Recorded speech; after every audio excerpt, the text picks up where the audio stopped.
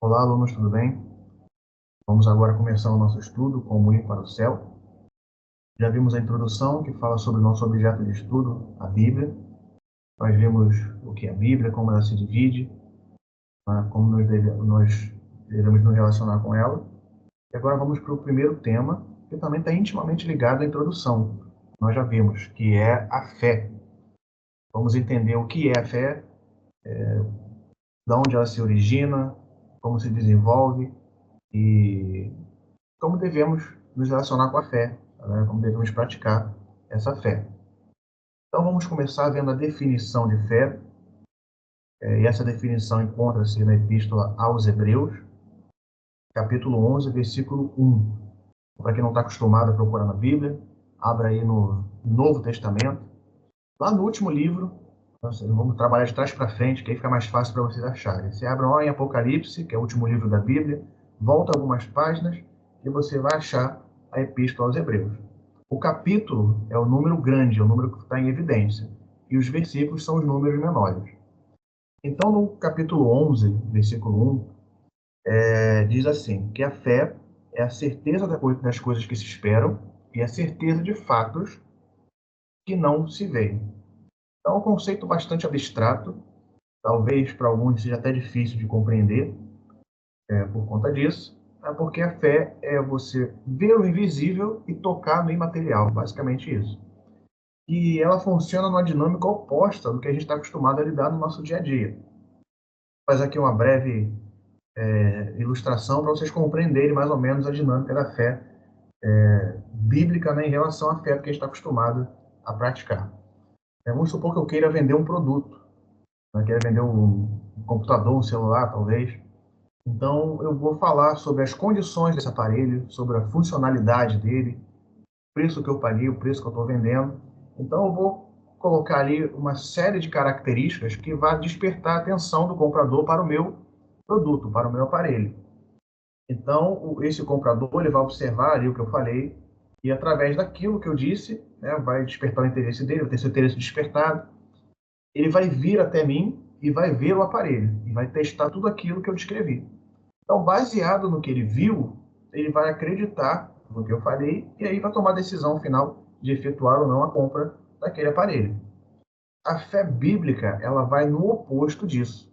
Então, você toma o conhecimento das características, né, das doutrinas ali, dos princípios, dos preceitos bíblicos, você crer naquilo, passa a praticar e após crer, após começar a praticar, né, tendo alguma experiência com o que você está se relacionando na Bíblia, aí sim vem as evidências.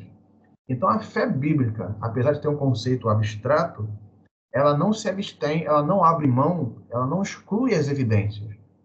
Ela só muda, né, ela só é diferente na ordem das coisas. Enquanto na ordem natural, nós estamos acostumados, né, como eu já disse antes, nós primeiro vemos para depois crermos. E com relação à Bíblia, nós primeiro cremos e depois nós vamos ver. Só muda a ordem, mas não exclui o fato de haver evidências. Então, a fé bíblica ela não é uma fé burra, não é uma fé irracional, não é uma fé carente de provas, não é uma fé carente de evidências. Ela só se desenvolve de uma forma diferente. Então, cedo ou tarde, você vai se deparar com evidências que confirmam a sua fé, que confirmam aquilo que você passou a acreditar. Agora vamos para a próxima, né, para o próximo tópico em relação à fé. Da onde se origina? Então, será que você tem fé? Será que não tem? Se você não tem, como você vai obtê-la? Então, deixa o livro de Hebreus marcados, que nós vamos voltar nele. E vamos voltar mais algumas páginas até chegar na Epístola de Paulo aos Romanos. Vamos ler lá o capítulo 10 e o versículo 17. E o livro de Romanos também você deixa marcado. Nós vamos ler também um outro versículo que vai explicar uma outra característica. Mas, por enquanto, é só o 10 e 17. E fala assim: E assim a fé vem pela pregação, e a pregação pela palavra de Cristo. Então, naquela época ali não existia o Novo Testamento como hoje, existia o que nós conhecemos hoje pelo Velho Testamento, né, que é o Pentateuco, os 5 primeiros livros, os livros dos profetas, os livros poéticos. Mesmo assim, só uma elite tinha acesso a esses escritos, né? O povo, ele só sabia o que essa elite religiosa, né, passava para eles. Era o básico. Só se desenvolvia mesmo quem era de família importante, que aí era convidado a ser discípulo de algum desses religiosos, de algum desses sacerdotes, e aí aprendia algo mais, tinha um conhecimento mais aprofundado de acordo com a visão desses religiosos também. Não significa que eles aprendiam toda a verdade. Agora, o povo mesmo, o povo comum, não tinha acesso a esses escritos. Então, a partir dos apóstolos, né, alguns dos apóstolos escreveram cartas, talvez até todos, né, mas enfim, o relato bíblico é de escritos de Paulo, de João e de Paulo, João e Pedro. Eles têm cartas escritas para algumas igrejas, né, e os outros devem ter escrevido também, muito provável, se abriram, mas, enfim, não tem esse relato aqui impresso hoje, né, infelizmente. Mas, enfim, tudo que tem que é necessário para a gente tem aqui hoje. Né? E nessa epístola de Paulo aos Romanos, ele fala aqui sobre a origem da fé. Então, a fé vem pela pregação, e essa pregação, na época, era só mesmo verbal. Eles ouviam dos seus mestres, né, os princípios, os preceitos bíblicos, e a partir dali eles passavam a acreditar e praticar. Hoje a fé, né, pode vir pela pregação, igual estamos fazendo aqui agora, eu falando e vocês ouvindo, mas também pode vir pela leitura. Né? Então, você está lendo aí a Bíblia, está lendo os ensinamentos que Jesus deixou, e a partir daí você vai ter a sua fé plantada, e se ela já existe, ela vai ter desenvolvida. O importante é você não deixar de ter um relacionamento com a palavra. Né? Hoje você tem algo mais, que é a possibilidade de você ter esse livro em mãos, seja impresso ou seja através de um aplicativo, né, de um site que você venha acessar. E é interessante você manter esse relacionamento próprio, por mais que você tenha ouvido alguém falar, é muito importante você conferir isso para ver o contexto de que cada versículo e capítulo tem sido tirado, à medida que ele é anunciado. Porque assim como nos tempos antigos, hoje também a palavra de Deus é usada para conveniência própria por alguns. Então, aqueles que querem se enriquecer através do evangelho, tira o que ele acha interessante para ele e ensina o povo ali para condicionar esse povo a segui-lo.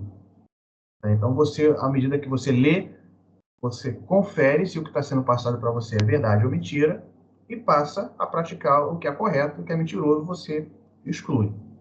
Então, tudo que for falado aqui durante essa série de estudo, toma nota cada passagem bíblica, né, cada capítulo, cada versículo, para não ficar no que eu digo, mas para ficar também no que você está lendo. Então, compara o que é falado com o que você lê, para você atestar a verdade, para você crer e caminhar em algo sólido. Como eu falei antes, o conceito de fé é abstrato, mas ela não está ausente de evidências. Então, tudo que é falado está escrito e em algum momento vai ser visto ou percebido ao longo da sua caminhada. Então, a fé, ela vem através do estudo da palavra. Então, você só está iniciando esse estudo, já sabe que tem algum grau de fé. Se ela é grande ou ela é pequena, a gente vai observar com o passar do tempo. Mas, independente do tamanho que ela seja agora, o importante é que essa fé ela seja progressiva. Então, se você tem uma fé pequena, deve trabalhar para que ela aumente. E se você tem uma fé grande, da mesma forma, deve trabalhar para que ela continue aumentando. E de onde eu tirei isso? É uma ideia da minha cabeça? De forma alguma. Como vimos na introdução, o nosso objeto de estudo é a Bíblia. Então, toda fé, toda ideia que for passada aqui, tem que vir da Bíblia também. Então, deixa marcado aí Romanos, que nós vamos voltar nele. E agora vamos para o início do Novo Testamento. É o primeiro evangelho, é o evangelho de Mateus. Eu não havia anunciado ele, né, quando eu disse que, quando eu mencionei os apóstolos que haviam escrito epístolas, né? Então, Mateus tem um livro histórico, né, que é o Evangelho de Mateus, que conta ali um pouco da trajetória de Jesus e também conta alguns de seus ensinamentos. Então vamos para Mateus, capítulo 17, para a gente entender a origem da fé. Mateus 17, capítulo 17, versículo 20, diz assim: E ele lhe respondeu, quem fala é Jesus, por causa da pequenez de vossa fé. Pois em verdade vos digo que se tiverdes fé como um grão de mostarda, direis a este monte, passa daqui a acolá, e ele passará, e nada vos será impossível. Aqui fala sobre um jovem que estava possuído por um espírito maligno, e os apóstolos não podiam expulsar, não conseguiram expulsar, né? E perguntaram a Jesus por que eles não conseguiam expulsar, e Jesus conseguiu. E atribuiu isso à falta de fé deles, né? A gente vai falar sobre possessão demoníaca, né, exorcismo, mas isso mais para frente. Isso não faz parte da nossa primeira temporada, isso já é para os alunos mais experientes. Mas, enfim, o ponto principal aqui no versículo 20 é a questão do grão de mostarda. Essa questão do grão de mostarda, ele é anunciado duas vezes aqui, né, nessa passagem e na outra, onde Jesus compara o reino de Deus com um grão de mostarda. Mas as pessoas que se deparam com esse texto aqui, aí fala que tá bom, você tem uma fé pequenininha, isso que é importante, né? Sua fé é como um grão de mostarda e tá legal. Não precisa parar por aí. Mas quem tem essa visão acaba ignorando um conhecimento que ela já teve antes. Porque se você voltar um pouquinho para o versículo, pro capítulo 11 de Mateus, se não me engano, aí, você procura aí, se não for o versículo 11, aí você digita na busca, parábola do grão de mostarda. Até eu localizei ali, mas eu esqueci de anotar para poder fazer a comparação. Então, na parábola do grão de mostarda, em que que Jesus fala que o reino de Deus é como um grão de mostarda, ele explica o porquê. Diz que o grão de mostarda é o menor de todos os grãos, mas depois que ele se desenvolve, torna-se a maior das hortaliças.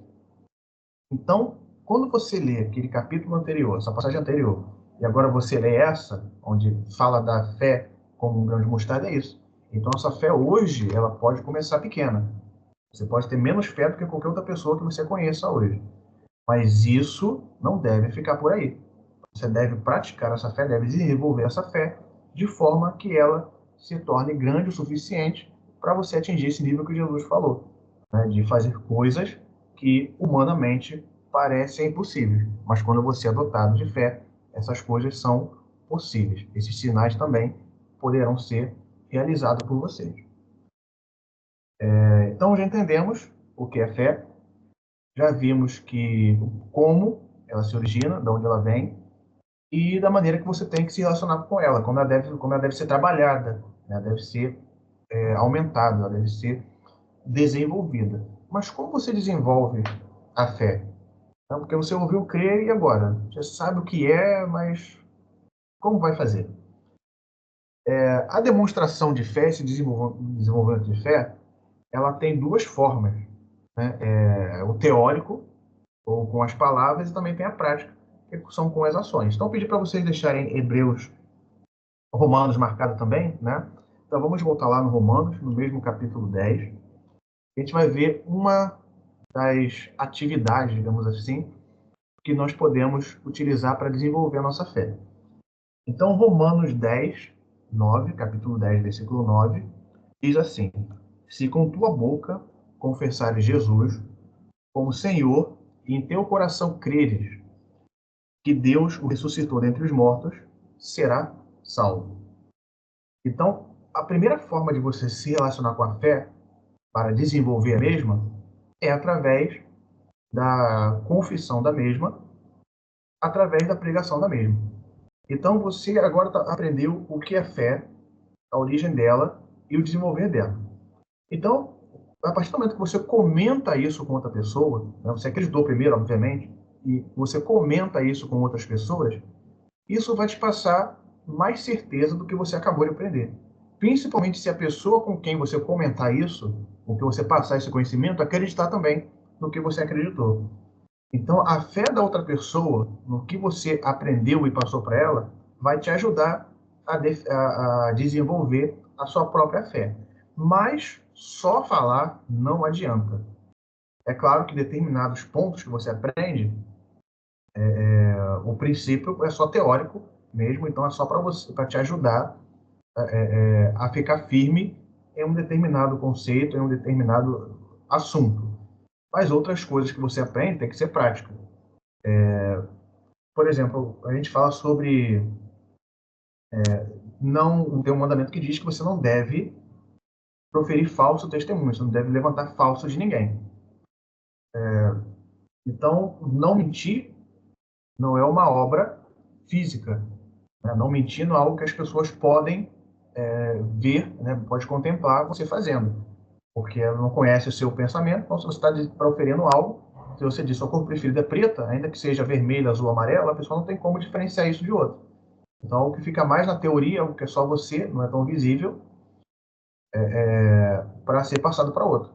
Agora, quando eu digo que você tem que ajudar o seu próximo, né, aí já é algo mais prático, envolve uma atividade física, algo que os outros podem ver você fazendo. Mas isso a gente vai desenvolver com o tempo.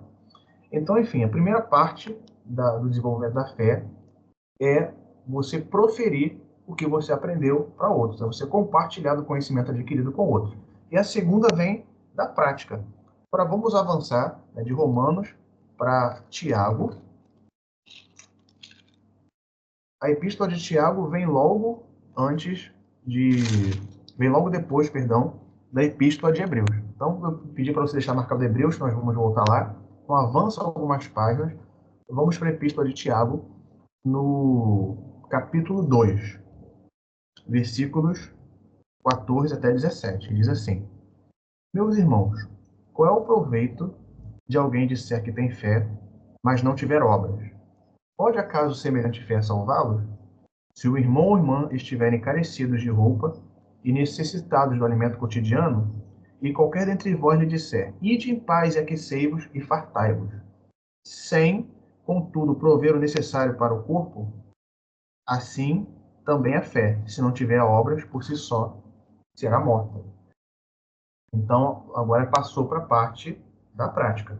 Hoje eu só estou te mandando acreditar, mas amanhã, através do estudo bíblico, você vai estar se orientando, vai estar sendo orientado a fazer algo. Então, a sua fé vai ser demonstrada pela sua atitude. Então, fale e haja de acordo com o que você fala, porque aí da forma você vai ter a fé e vai ter a obra que confirma a sua fé. Então, ser um cristão não é só falar, é também fazer. Eu lembro antes de eu ir para a igreja evangélica, né, eu frequentava ainda a católica. Né? Frequentava, não, fazia o catecismo, né, mas não ia às missas. E eu me deparava com algumas pessoas que diziam que eram católicas não praticantes, né? Ou seja, criam na doutrina, mas não iam às missas, né? Não exerciam nada referente à fé, nenhum rito referente à fé católica. Isso, quando você está se relacionando com a Bíblia, não tem nenhum fundamento. Quando você estuda a Bíblia, né, e você deseja ser de acordo com o que a Bíblia ensina, não adianta você só acreditar. Você deve agir conforme o que você crê. Então, a sua profissão de fé, ou seja, o que você comunica com os outros, deve estar em harmonia com o que você pratica. Se você fala e não faz, então você está incompleto. A sua fé não vale de nada, a princípio. É claro que eu estou falando do que você pode fazer, né? Porque tem algo que você aprende e ainda não consegue, não pode fazer. Igual a gente acabou de falar sobre o exorcismo. Então você aprendeu que existe, mas você ainda não tem condições de fazer. Então, se você não pode, você não é cobrado por isso. Agora, no primeiro versículo, nós lemos aqui Romanos 10:9, que fala sobre o desenvolvimento da fé, que é comunicar ao outro o que você aprendeu. Isso você pode fazer. Então, se você deixar de fazer isso, a sua fé está inoperante. Então, o que você aprendeu aqui até agora não se valeu de nada. E por que esse tema foi selecionado para ser o primeiro? Porque eu disse que esse tema é tão importante, é vital, é crucial, né? Ele se relaciona intimamente com tudo que eu já falei até agora e com tudo que vai ser falado no estudo, nos próximos estudos. Vamos voltar aqui para o livro de Hebreu, que eu pedi para vocês deixarem marcado. No mesmo capítulo 11 de Hebreus, mas dessa vez no versículo 6. Hebreus capítulo 11, versículo 6 diz assim: De fato, sem fé é impossível agradar a Deus. Portanto, é necessário que aquele que se aproxima de Deus creia que ele existe e se torna galardoador dos que buscam. Então é isso aí. Se você não tiver fé, se você não crer, se você não anunciar o que você creu para o outro, se você não praticar o que você aprendeu, Deus não se agrada de você, porque não houve transformação de vida. Não houve sequer uma tentativa de transformação. Então, na medida do seu possível, ouça, transmita e pratique o que você aprendeu. Você, além de estar agradando a Deus, você vai estar dando mais um passo rumo à salvação, rumo à sua vida eterna. Então, ó, na descrição do vídeo, deixei ali algumas perguntas para vocês em relação ao que nós estudamos hoje. Então, responda e vê o quanto de fé você adquiriu hoje e o quanto de fé você está apto a passar para os outros. Então, nos vemos aí no próximo vídeo. O tema vai ser a criação. Então, se você não tiver a Bíblia, se você não tiver fé, muito provavelmente você não vai crer no que parece ser um conto fantástico envolvendo a criação. Então, foi bom ter vocês comigo hoje e espero vocês no próximo estudo.